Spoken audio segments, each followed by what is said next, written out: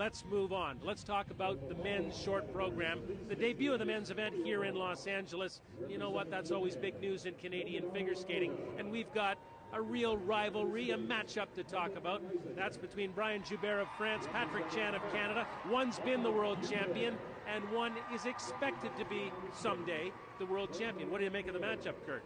The matchup, it's a very interesting one. It's power versus precision. It's inexperience versus experience. That's right. You've got quads versus triple axles. And Kurt, the contrast continues in the practice arena. And Joubert has been skating like a world champion, very composed. He's jumping well.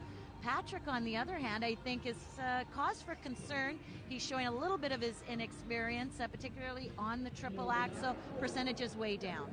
Well, I think that we can talk about these guys all day because there's so much to talk about. There's obvious reasons why we would pull these two out of the pack, but you can't forget the rest of the pack. The depth in the men's event is absolutely incredible. We can't forget the Japanese. We can't forget the Americans. This event is going to be a pressure cooker and a lot of fun, and it's on the ice right now. And you know what? The competition between Patrick Chan and Brian Joubert has also spilled out beyond the ice. Oh, just a little. Yeah. War of words. War of words? Let's get more of that from Brenda Irving.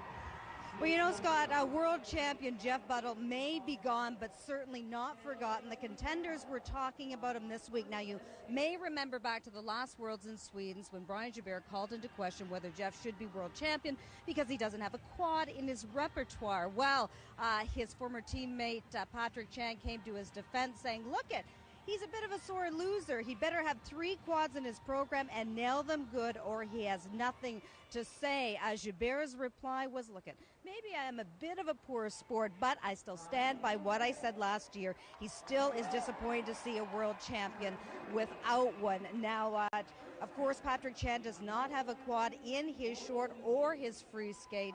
And some may wonder, Scott, whether it's ill-advised to get into a verbal sparring match with a guy like Joubert here at these World Championships. Thanks, Brenda. Well, the rivals warm up in solitude backstage. Just a reminder, Patrick Chan has beaten Brian Joubert this season at the Grand Prix of France.